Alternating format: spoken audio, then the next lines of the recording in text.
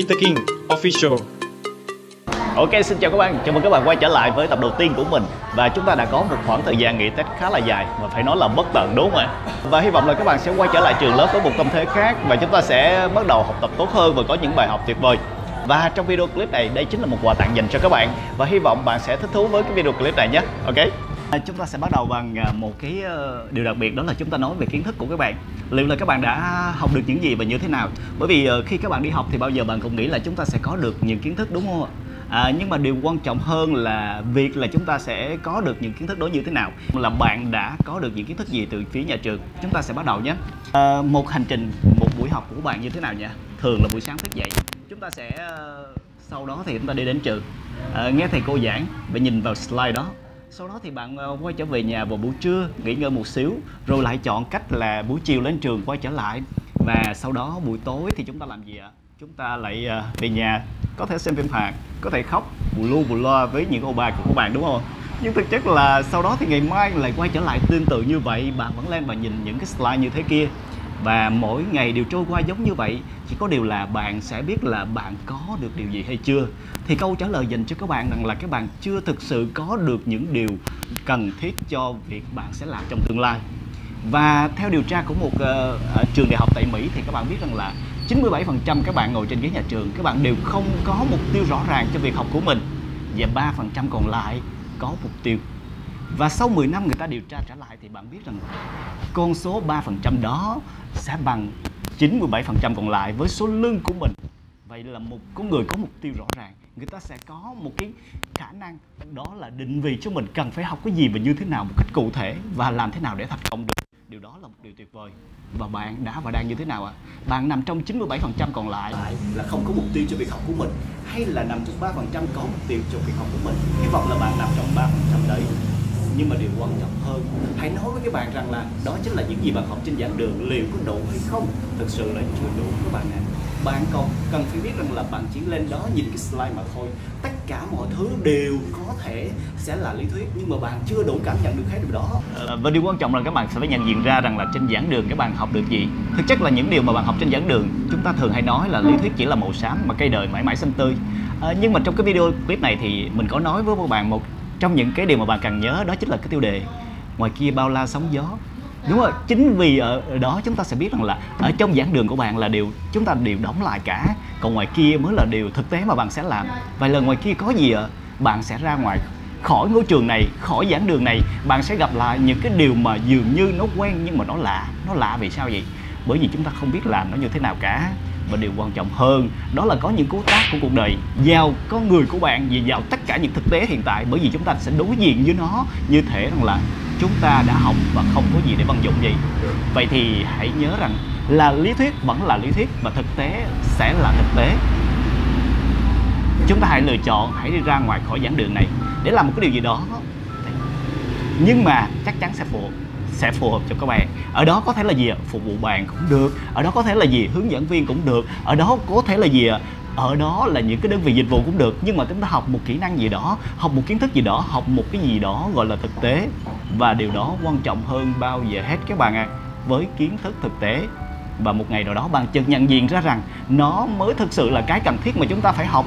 Bởi vì giả sử một điều đơn giản thôi, bạn là một hướng dẫn viên, bạn học môn tổng quan lưu trú, xong rồi là bạn không nhận diện ra những loại phòng để lưu trú như thế nào, rồi bạn không biết văn phòng ra sao, thì ngày mà bạn đi làm hướng dẫn viên, liệu nó có giúp ích gì cho bạn không ạ? Điều đó hoàn toàn không ạ. Vậy thì thực chất là chúng ta cần phải có một mục tiêu rõ ràng khi mà chúng ta học. Vậy chúng ta sẽ định hướng chúng ta cần học cái gì. Và thực chất nó chính là một cái phần cần thiết cho các bạn khi bạn bắt đầu ngồi trên ghế nhà trường, hoặc bạn đã và đang là sinh viên, hoặc cũng có thể bạn đã và đang đi làm. Thì hãy nhớ mục tiêu của bạn là gì và chúng ta phải cố gắng cho điều đó. Vậy vì tất cả chúng ta đều nghĩ rằng là kiến thức là điều quan trọng, và ai cũng cố gắng để thu lượm được kiến thức cả. Nhưng có một điều mà sự thật nó không phải là như vậy cho những ai muốn thành công. Ở đó chúng ta sẽ phải nghĩ về điều gì? Và đây là điều mình muốn nói với các bạn. Chúng ta sẽ phải nói một con người để thành công, chúng ta có kiến thức, đó là điều tất nhiên. Nhưng điều quan trọng hơn là các bạn chắc hẳn là các bạn sẽ biết đến Jack Ma, tỷ phú và tập đoàn Alibaba, đúng không ạ? Chỉ có một điều rằng ông nói hơi ngược lại so với những người khác một xíu, nhưng có lẽ một số người sẽ đồng ý và một số người sẽ không đồng ý. Đó chính là khi ông nói với con trai của mình đại ý như thế này: đó là con hãy đừng học giỏi nhất lớp. Bởi vì con học giỏi nhất lớp thì con không có thời gian để mà học những kỹ năng để con có thể thành công được. Còn bạn thì sao? Bạn đã và đang phải mài mò để học rất là nhiều thứ, trong đó về kiến thức của bạn, nhưng về kỹ năng thì không. Tại những giảng đường đại học thì sao ạ? Chúng ta thường thấy những chương trình đại học lại tập trung vào việc dạy kiến thức với bao nhiêu tín chỉ, và bạn sẽ phải cố gắng để đạt được cái điều đó. Nhưng mà đó cũng là lý thuyết, và chúng ta lại quá xem nhẹ về kỹ năng để chúng ta có thể thành công được. Và những dạng kỹ năng ở đó là gì? Chúng ta có những kỹ năng để chúng ta làm bài tập, ví dụ như bài tập nhóm, đúng không? Kỹ năng giao tiếp, đúng không? Những kỹ năng mà chúng ta thấy đó là những kỹ năng hỗ trợ cho môn học của bạn. Nhưng mà còn rất là nhiều kỹ năng khác nhau nữa. Ví dụ giả sử chúng ta nói về kỹ năng nghề nghiệp chẳng hạn, nó rất là quan trọng. Tại sao chúng ta lại bỏ qua? Hoặc là chúng ta khi mà chúng ta học xong một môn học rồi, chúng ta vẫn dường như là chúng ta không đạt được một cái kỹ năng vào nghề nghiệp. Ví dụ giả sử như bạn học lữ hành, nhưng mà cái kỹ năng của hướng dẫn viên bạn quá yếu, hoặc là kỹ năng về thiết kế và điều hành tour bạn quá yếu. Liệu có phải là như vậy không nhỉ? Vậy chúng ta sẽ phải xem lại về điều này, và thực chất là chúng ta làm như thế nào. Chúng ta bắt đầu bằng ví dụ một kỹ năng nhé, đó là kỹ năng về nói và trình bày trước đám đông thôi, để bạn thử xem là bạn có thực sự là đã làm tốt điều đó không. Chúng ta đã có một khoảng thời gian là ngay từ khi còn bé cho đến giờ này bạn đã là 18 đến 20 tuổi rồi, đúng không? Chúng ta đã có một khoảng thời gian rất là dài để chúng ta học về tiếng Việt, đúng không? Nhưng mà liệu bạn có thực sự là giỏi tiếng Việt chưa? Và rất là may cho những trường đại học nào có đào tạo về chúng ta có nói và trình bày trước đám đông và viết tiếng Việt, đúng không? Ở đó chúng ta sẽ có một cơ hội để học lại tiếng Việt, cả nói và cả viết luôn. Vậy thì bạn sẽ thấy rằng là vì sao nó quan trọng đến độ như vậy. Hãy xem chúng ta nói nhé, cái cách mà chúng ta nói, cái cách mà chúng ta dùng từ, hay là cái cách mà chúng ta diễn đạt trước mọi người, và thông điệp mà bạn gửi tới thực sự nó có ý nghĩa hay không, và bạn đã nói một cách suôn sẻ, bạn đã nói một cách tuyệt vời hay chưa. Chắc chắn là chúng ta sẽ có một video clip về kỹ năng về trình bày trước đám đông dành cho các bạn. Nhưng hãy nhớ bây giờ chúng ta thực sự tập luyện và làm tốt cho cái kỹ năng này chưa? Chúng ta mới bắt đầu bằng một kỹ năng thôi nhé. Nhưng đó là một khoảng thời gian là 18 năm trời, 20 năm trời, nhưng mà chúng ta vẫn không tốt được. Vậy thì làm sao? Vậy thì chúng ta phải luyện tập hàng ngày. Vậy thì làm sao? Vậy thì chúng ta phải tiếp xúc nó, và chúng ta phải rèn giũa nó. Và giống như vậy, những kỹ năng nghề nghiệp cũng vậy. Thật là đáng buồn khi mà chúng ta nói là chúng ta học lữ hành, nhưng mà chúng ta chưa bao giờ bước chân đến một công ty lữ hành.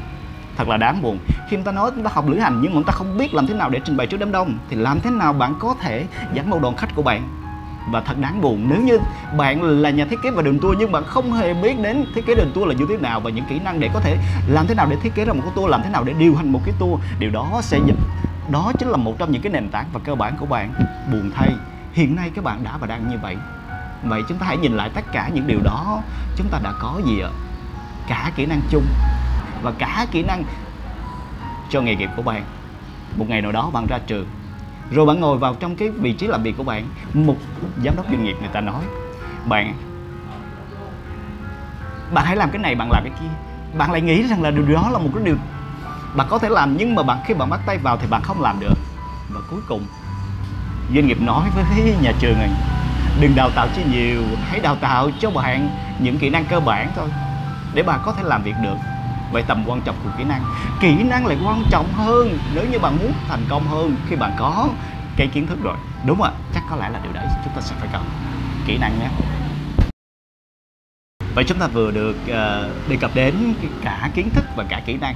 Và liệu một con người thành công hai điều đó có đủ hay không? Và câu trả lời dành cho các bạn đó chính là không. Một con người rất là giỏi về kiến thức, một con người rất tuyệt vời về kỹ năng, nhưng anh ta không biết làm thế nào để giao tiếp với những người xung quanh mình. Và cuối cùng sự thất bại vẫn đến.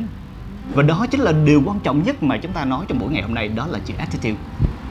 Và chúng ta nói về chủ đề ngày hôm nay với 3 chữ, đó là chữ A, chữ S và chữ K. Nó hình thành nên một chữ gọi là yêu cầu, ask you, đúng không? Chữ ask you. Thì trong này chúng ta sẽ có chữ A, chữ S và chữ K. Thì liệu là chữ A nó sẽ như thế nào? Đó chính là chữ quan trọng nhất. Vì nếu như lúc nãy bạn nghe chữ knowledge, bạn biết là nó quan trọng, đúng không? Nhưng nó vẫn là đứng sau trong chữ yêu cầu này, đúng không? Doanh nghiệp họ yêu cầu một ai đó thì nó sao nhỉ? Đó, chúng ta có chữ knowledge, có chữ skill đứng trước cái chữ knowledge kia, nhưng mà chữ A lại đứng đầu tiên. Và cái chỗ này mình hãy bàn luận với bạn một xíu về trình độ hay là thái độ nhé. Và chúng ta hãy cân đo đong đếm nó thử xem như thế nào. Thực chất rằng là các bạn, một số công ty sẽ cho rằng là thái độ cao hơn trình độ, một số công ty sẽ cho rằng là trình độ cao hơn thái độ. Nhưng mà bản chất ở đây, nếu như giả sử chúng ta nói là thái độ cao hơn trình độ, thì đó chính là một cách chúng ta đang nói về sự giao tiếp và sự làm việc được. Và bạn cần điều đó. Và bạn cần phải hiểu nó ngay từ trong ghế nhà trường kia. Khi bạn đi học, bạn ngồi trong không gian đó, thầy cô cho bài tập làm một cái điều gì đó, bạn thường hay than vãn nhiều hơn là bạn sẽ lao vào để làm. Và bạn phải cần cái điều gì đó để mà mình có được kiến thức sau này mình đi làm. Bạn không nhận diện ra điều đó, mà bạn thường hay than vãn hay bạn thường hay khó chịu nếu thầy cô đó trở nên rất là khó với các bạn. Rồi một ngày nào đó khi bước chân ra khỏi giảng đường, bạn không còn gì nữa cả, và bạn bắt đầu học lại. Rồi bạn cảm thấy khó chịu với thầy cô đã khó chịu với bạn, cái thầy cô đã rèn giũa các bạn, thầy cô đã khó với các bạn và cố gắng cho bạn một điều tốt. Chúng ta đã không biết cách cư xử như thế nào khi chúng ta còn ngồi trên ghế nhà trường. Hoặc là bạn gửi một cái email mà không có đầu, không có đuôi cả, không có thưa, không có gửi gì cả. Hoặc là trong câu chuyện của bạn không có ở đầu, không có cái sự kết thúc ở đó. Liệu là nó có đúng không các bạn? Vậy thì chúng ta còn rất là nhiều trường hợp như vậy khi mà chúng ta nói về trong giao tiếp. Và hẳn là một ngày nào đó bạn sẽ gặp được câu chuyện đó trong khi bạn đi làm việc. Và điều quan trọng hơn nữa là bạn đã và đang học trong một không gian với những người quen của bạn mà thôi. Và đó là những người rất là quen của bạn. Và những người quen đó sẽ là những cái người mà giúp cho chúng ta có một cơ hội để làm gì ạ? Để chúng ta có thể giao tiếp rất là dễ dàng.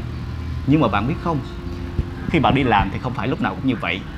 Không phải lúc nào người ta cũng cho bạn một cái môi trường rất là toàn là người quen cả. Và chúng ta sẽ làm việc với những con người lạ. Và những con người lạ đó sẽ giúp chúng ta có một cơ hội để làm gì ạ? Có một cơ hội để thử thách bản thân mình. Bạn có dám làm điều đó không? Bạn có thể giao tiếp được hay không? Và bạn có thể làm tốt được điều đó hay không? Đó mới là điều quan trọng. Và hãy tập nó từ bây giờ, ngay từ bây giờ. Từ khi bạn ngồi trên ghế nhà trường cho đến khi bạn ra khỏi giảng đường. Và bạn sẽ học nó một cách rất là nhẹ nhàng nhất. Bằng cách hãy làm việc gì đó một cách có ý nghĩa và làm từ trái tim của mình. Mọi thứ sẽ đến trái tim, từ trái tim sẽ đi đến trái tim các bạn nhé.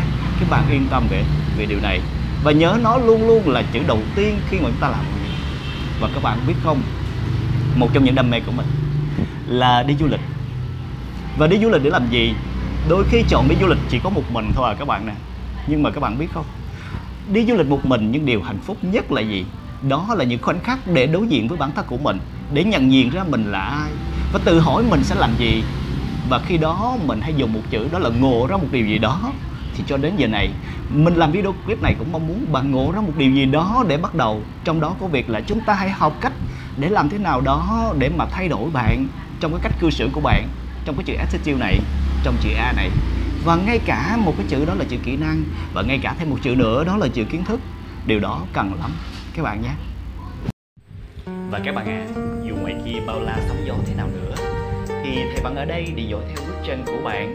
Và nếu một ngày bạn cảm thấy mệt mỏi với công việc, với học tập, hãy chia sẻ với thầy để thầy có một lần được lắng nghe các bạn nhé.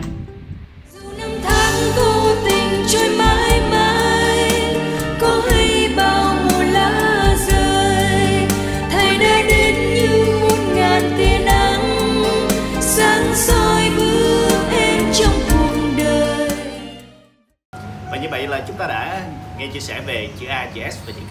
Và các bạn cũng cần biết đó là doanh nghiệp người ta cần gì, đúng không ạ? Ấy, kiến thức, đúng không? Quan trọng, kỹ năng và tất nhiên đó chính là attitude. Và chủ đề tiếp theo của chúng ta sẽ liên quan đến một địa danh rất là đặc biệt ở Đà Nẵng, đó là cá chép hóa rồng. Câu hỏi dành cho các bạn là tại sao là cá chép ạ? Nhớ comment bên dưới các bạn nhé.